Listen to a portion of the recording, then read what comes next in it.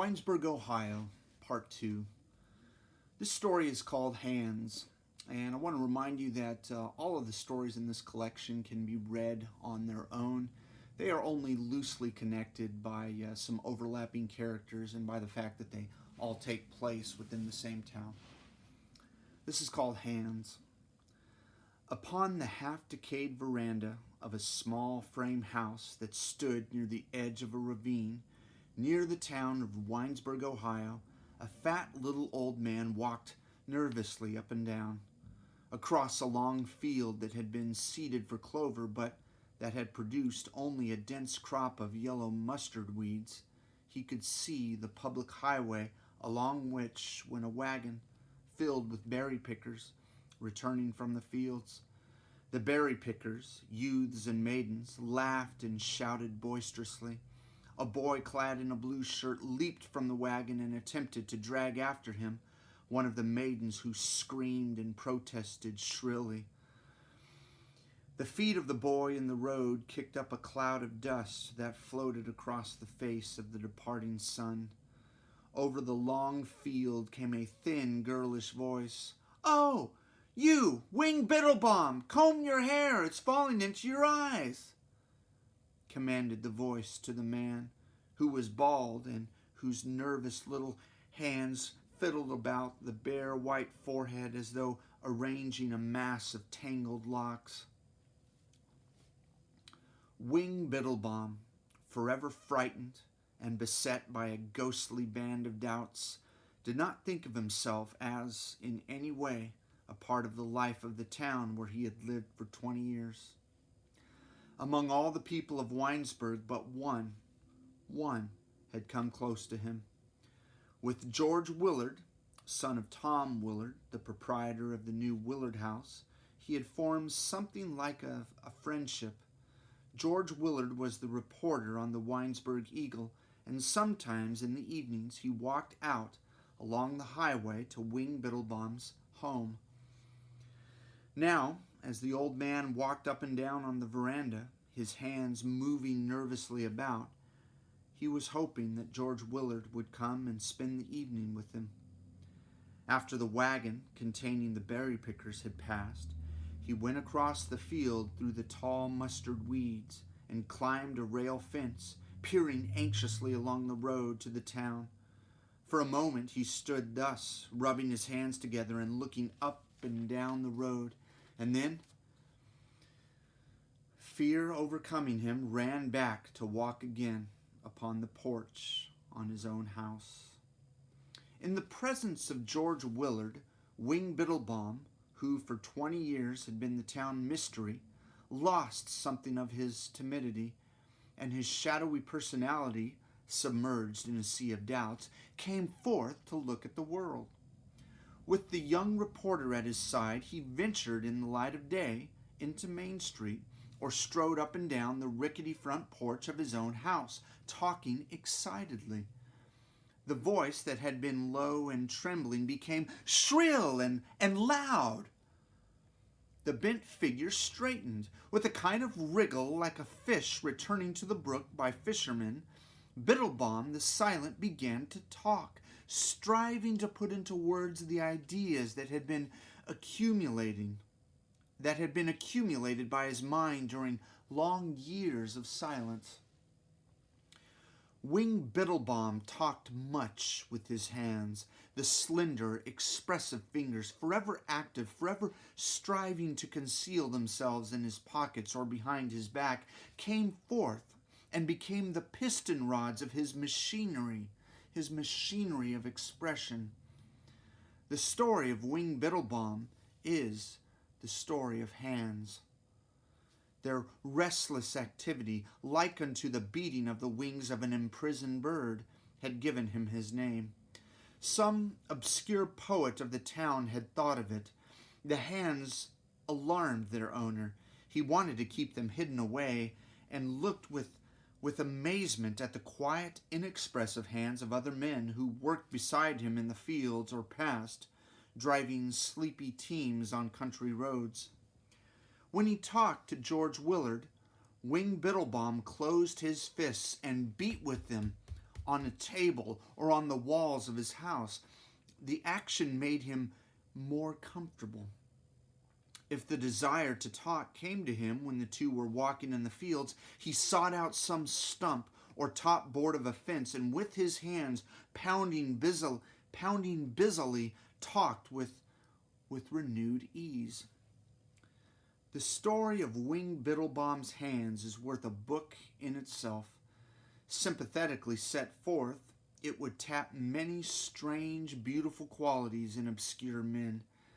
It is a job for a poet. In Winesburg, the hands had attracted attention merely because of their activity.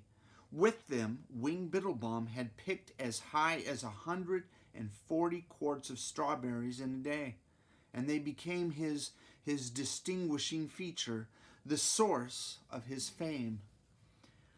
Also, they made more grotesque an already grotesque and elusive individuality.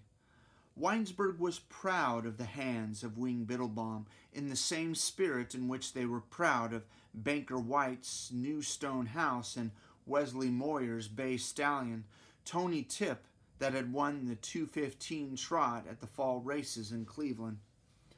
As far as George Willard, he had many times wanted to ask about the hands.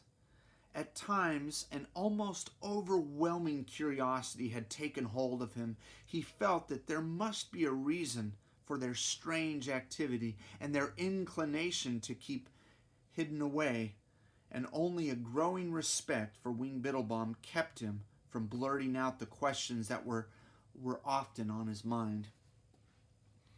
Once he had been on the point of asking. The two were walking in the fields on a summer afternoon, and had stopped to sit upon a grassy bank. All afternoon, Wing Biddlebaum had talked as one inspirited. By a fence he had stopped, and beating like a giant woodpecker upon the top board, had shouted at George Willard, condemning his tendency to be too much influenced by the people about him. "You are destroying yourself," he cried. "You have the inclination to be alone and to dream, and you are afraid of your dreams. You want to be like all the others in the town there. You hear them talk, and you try to imitate them." On the grassy bank, Wing Biddlebaum had tried again to drive his point home. His voice became soft and reminiscent, and with a sigh of contentment he launched into a long, rambling talk, speaking as one lost in a dream. Out of the dream, Wing Biddlebaum made a picture for George Willard. In the picture, men lived again in a kind of pastoral golden age. Across a green, open country came clean-limbed young men, some afoot, some mounted upon horses. In crowds, young men came to gather about the feet of an old man who sat beneath a tree in a tiny garden and who talked to them. Wing Biddlebaum became wholly inspired. For once, he forgot the hands. Slowly they stole forth and lay upon George Willard's shoulders. Something new and bold came into the voice that talked. "You must try to forget all you have learned," said the old man. "You must begin to dream. From this time on, you must shut your ears to the roaring of the voices." Pausing in his speech, Wing Biddlebaum looked long and earnestly at George Willard. His eyes glowed. Again he raised the hands to caress the boy, and then a look of terror swept over his face. With convulsive movements of his body, Wing Biddlebaum sprang to his feet and thrust his hands deep within his trouser pockets. Tears came to his eyes. I must be getting along home. I can talk no more with you," he said nervously. Without looking back, the old man had hurried down the hillside and across a meadow, leaving George Willard perplexed and frightened upon the grassy slope. With a shiver of dread, the boy arose and went along the road towards town. I'll not ask him about his hands, he thought, touched by the memory of the terror he had seen in the man's eyes. There's something wrong. There's something wrong. But I don't want to know what it is. His hands have something to do with his fear of me and of everyone else. And George Willard was right. Let us look briefly into the story of the hands. Perhaps our talking of them will arouse the poet who will tell the hidden wonder story of the influence for which the hands were but fluttering pennants of promise. Fluttering pennants of promise. In his youth, Wing Biddlebaum had been a school teacher in a town in Pennsylvania. He was not known then as Wing Biddlebaum, but went by the less euphonic name of Adolph Myers. As Adolph Myers, he was much loved by the boys of his school. Adolph Myers was meant by nature to be a teacher of youth. He was one of those rare, little understood men who rule by a power so gentle that it passes as a lovable weakness. In their feeling for the boys under their charge, such men are not unlike a finer sort of women in the love of men. And yet, that is but crudely stated. It needs the poet there. With the boys of his school, Adolph Myers had walked in the evening, or had sat talking until dusk upon the schoolhouse steps, lost in a kind of dream. Here and there went his hands, caressing the shoulders of the boys, playing about with the tousled heads. As he talked, his voice became soft and musical. There was a caress in that also. In a way, the voice and the hands and the stroking of the shoulders and the touching of the hair was a part of the schoolmaster's effort to try to carry a dream into the young minds. By the caresses that was in the fingers, he expressed himself. He was one of those men in whom the forces that creates life is diffused, not centralized. Under the caresses of his hands, doubt and disbelief went out of the minds of the boys, and they also began to dream. And then the tragedy.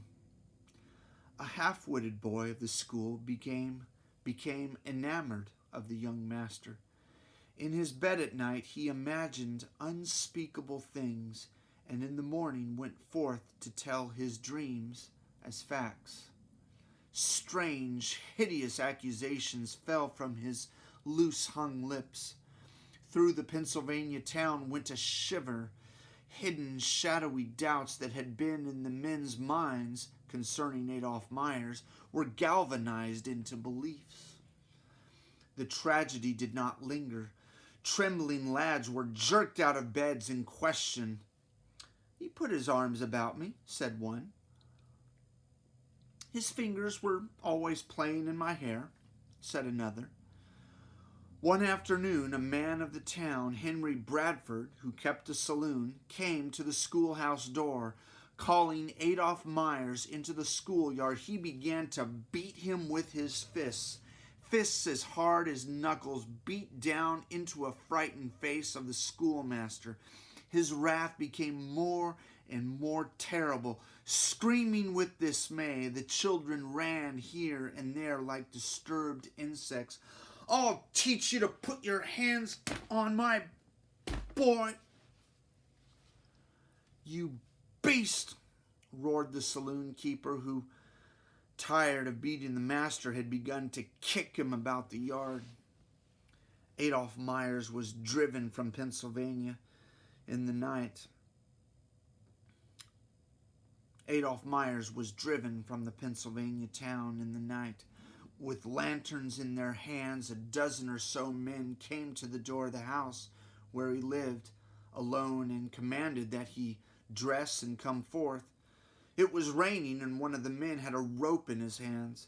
They had intended to hang the schoolmaster, but something in his figure, so small, white, and pitiful, touched their hearts, and they let him escape. As he ran away into the darkness, they repented of their weakness and ran after him, swearing and throwing sticks and great balls of soft mud at the figure that screamed and ran faster and faster into the darkness. For 20 years, Adolph Myers had lived alone in Winesburg. He was but 40, but looked 65. The name of Biddlebaum he had got from a box of goods seen at a freight station as he hurried through an eastern Ohio town. He had an aunt in Winesburg, a black-toothed old woman who raised chickens, and with her he lived until she died. He had been ill for a whole year after his experience in Pennsylvania, and after his recovery worked as a day laborer in the fields, going timidly about and striving to conceal his hands. Although he did not understand what had happened, he felt that his hands must be to blame. Again and again the fathers of the boys had talked of the hands. "Keep your hands to yourself," the saloon keeper had roared, dancing with fury in that schoolhouse yard. Upon the veranda of his house by the ravine, young Biddlebaum continued to walk up and down until the sun had disappeared and the road beyond his field was lost in the gray shadows. Going into his house, he cut slices of bread and spread honey on them. With the rumble of the evening train that took away the express cars loaded with the day's harvest of berries, when it had passed and restored the silence of the summer night, he went again to walk upon the veranda. In the quiet darkness, he could not see the hands, and they became quiet. Although he hungered for the presence of the boy, who was the medium through which he expressed his love of man, the hunger became again a part of his loneliness and his waiting. Lighting a lamp, Wing Biddlebaum washed the few dishes soiled by his simple meal, and, setting up a folding cot by the screen door that led to the porch, prepared to undress for the night. A few stray white breadcrumbs lay on the cleanly washed floor by the table. Putting the lamp down on a low stool, he began to pick up the crumbs, carrying him to his mouth, one by one, with an unbelievable rapidity. In the dense blotch of light beneath the table, the kneeling figure looked like a priest engaged in some service of his church. The nervous, expressive fingers flashing in and out of the light might well have been mistaken for the fingers of the devotee going swiftly through decade after decade of the rosary.